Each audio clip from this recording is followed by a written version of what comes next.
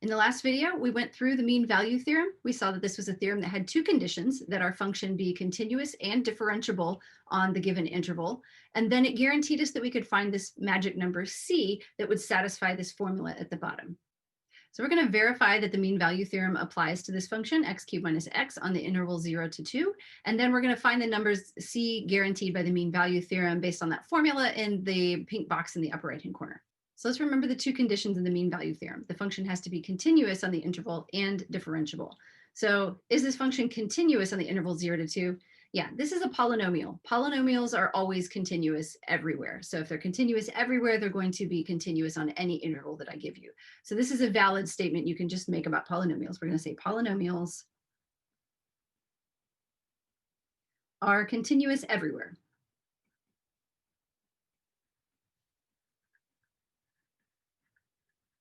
So we'll say check. Is it differentiable on this interval? Let's just take the derivative and see. So our derivative, f prime of x, is going to be 3x squared minus 1.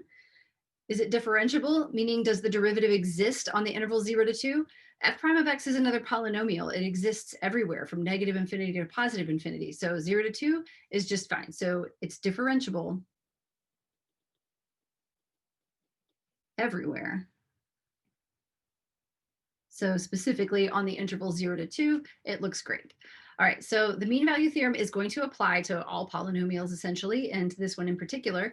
So we're going to find that number C guaranteed by the mean value theorem. All right, so we're going to be looking for C. Our A value in that formula is going to be 0 and B is going to be 2. All right, so I'm going to plug into that formula in the pink box, and it says that f prime of C has to be equal to f of b, which is going to be 2, minus f of a, which is 0, over b minus a, 2 minus 0. So let's plug in what we can. So f prime of c, I'm just going to plug in c for f prime of x. That's going to give me 3c squared minus 1. And then we need to find f of 2, f of 0, and then we'll have 2 down in the denominator. So I'm going to have 2 down in the denominator. So I'm going to go in my scratch work. Let's take our f of x equals x cubed minus x and just find f of 2 and f of 0. So f of 2, 2 cubed minus 2, that's 8 minus 2 is 6. F of 0, I probably don't even need to write this down, right? That's going to be 0. So up top in my formula, f of 2 is 6. F of 0 is 0. So I've got 6 over 2, this is 3. So I've got 3c squared minus 1 is equal to 3. All right, so let's just solve that equation for c.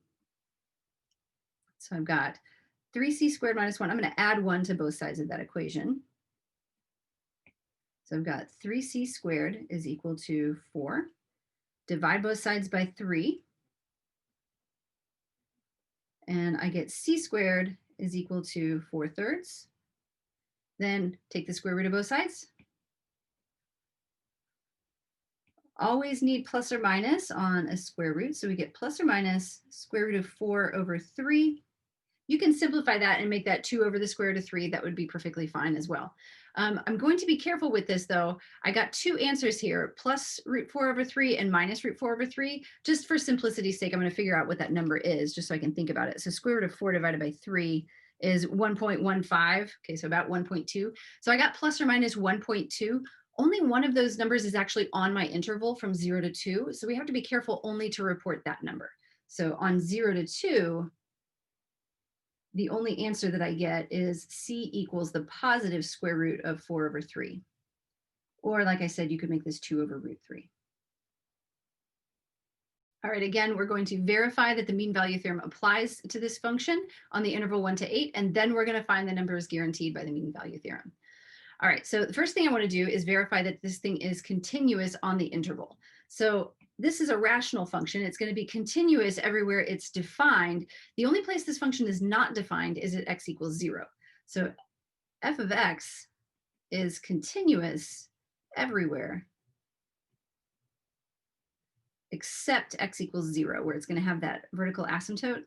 That's actually not a problem for us. Notice that our interval only goes from 1 to 8, and 0 is outside that interval. Okay, so which is not on our interval.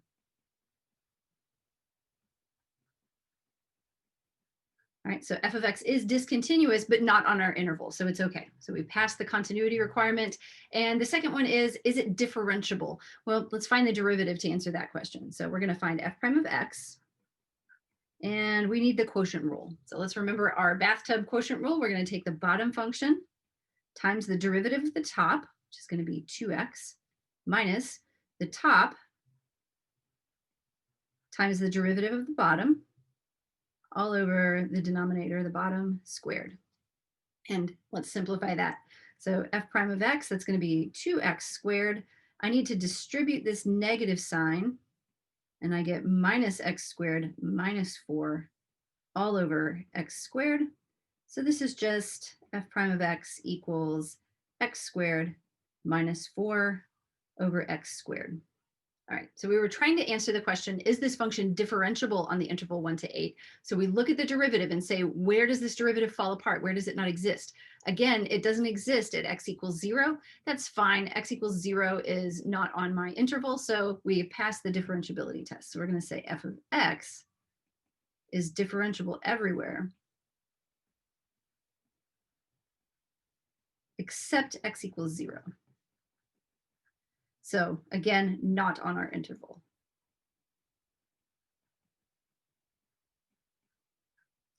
All right, so we're going to go with our formula. F prime of c is equal to f of b minus f of a over b minus a. Again, our a is equal to 1, b is equal to 8. So we're going to say f prime of c is equal to f of 8 minus f of 1 over 8 minus 1. We're going to have to figure all of this stuff out. So we're going to find f prime of c. I'm just going to plug c into that bottom left-hand corner formula for the derivative. So we're going to have c squared minus 4 over c squared. Let's see, f of 8, I'm going to need to figure out f of 8. So here's our f of x formula over here. So I'm going to find f of 8 is going to be 8 squared plus 4 over 8. Let's see, that's going to be 64 plus 4. That's going to be 68 over 8. Okay, so 68 is divisible by 4. Let's see if I divide top and bottom by 4, I get 17 over 2. That doesn't look too much fun. And f of 1, we're going to find 1 squared plus 4 over 1. This one's a little bit easier. I get 5 over 1, and I get 5. All right, so let's plug that in. We've got f of 8, which we had was 17 over 2 minus 5 over 7. I've got a little bit of work to do. So let's go to a clean slide and finish solving this equation for C. All right, so here's where I last left off with our equation. Let's simplify that complex fraction over on the right using our old friend multiplying by the common denominator on top and bottom and see what we get. So I've got c squared minus 4 over c squared.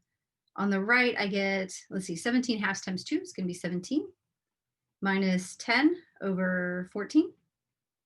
And I get c squared minus 4 over c squared. Let's see, I end up with 7 over 14. That's actually 1/2. That's not too bad.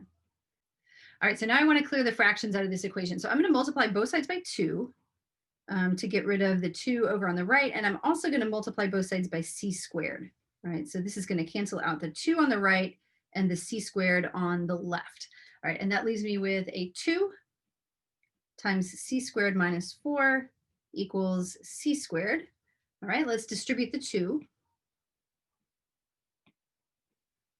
So I get 2c squared minus 8 equals c squared. Thankfully, this is a quadratic equation that doesn't have a c to the first term in it, so I don't need to factor use the quadratic formula. We just need to isolate the c squared term. So I'm going to subtract c squared from both sides. And let's go ahead and add 8 as well. So we're getting rid of that, and I get 2c minus c squared is c squared, and I get 8 over on the right. And we'll take the square root of both sides. Always need a plus or minus. C is equal to plus or minus the square root of 8. If you are still feeling fancy, which is unlikely at the end of this problem, you might want to simplify that into 2 root 2. Either answer would be okay. And again, we want to think about our interval. Remember that our interval was from +1 to +8. So only 2 root 2, or the square root of 8, is going to be on that interval. And again, if I check that value in my calculator, 2 root 2, or square root of 8, is 2.8 and change. So that's on the interval from 1 to 8. So we're going to say that only the +1 is on 1 to 8. C is equal to 2 root 2. All right, let's look at a couple of places where the mean value theorem doesn't apply. All right, so this problem is masqueraded just like all the others where they're asking you to verify that the mean value theorem applies and then to find the numbers guaranteed by the mean value theorem. But right away, when we check this one for continuity, this mean value theorem thing falls apart. All right, so this is a rational function. It's going to be continuous everywhere it's defined. Okay, so it's not going to be continuous when x squared minus 1 is equal to 0. So quick algebra, I add 1 to both sides, take my square root of both sides, and I get that I have discontinuities at plus or minus 1. Now, on the last example, the fact that I had a discontinuity didn't matter because the discontinuity wasn't on the interval I was looking at. But here, I've got x equals 1. That's smack dab right in the middle of my interval. Right? From 0 to 2, you've got this big vertical asymptote right in the middle of that interval. So the mean value theorem does not apply to this function on this interval. So we're going to say the mean value theorem doesn't apply to f of x on the interval 0 to 2. So we say pick a different interval and come back and I'll find your c, but on 0 to 2, I just can't do it. All right, another one, x to the 2/3. It's kind of worth remembering that x to the 2/3 is actually the cube root of x squared. All right, the cube root of x squared is actually continuous everywhere. So the continuity is not the problem with this function. The problem comes with the differentiability requirement. So let's take a look at the derivative. F prime of x is 2/3 x to the, let's see, 2/3 minus 1. We've done this a few times. We change that into 3/3. And we get negative 1/3. So our derivative exponent should be negative 1/3. And I get 2 over 3 x to the 1/3 for my derivative. Right? So f of x has a problem with the derivative just at one number. It's at x equals 0, right? We can't find f prime of 0. F of 0 is okay. It's f prime of 0 that's not okay. So we're going to say f is not differentiable at x equals 0. A couple of problems ago, we had a function that wasn't differentiable at x equals 0, but we went ahead with the problem because 0 wasn't on the interval. X equals 0, however, is on this interval. Our integral goes all the way from -8 to positive 27, which passes over that point where the function is not differentiable. So the mean value theorem does not apply in this case.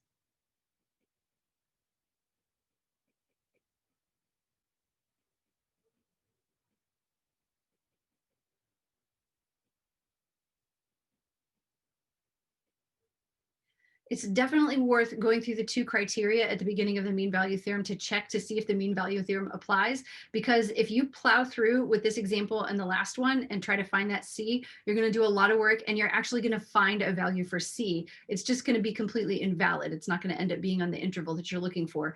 So it's much faster to double check those two criteria to root out problems where the mean value theorem doesn't apply.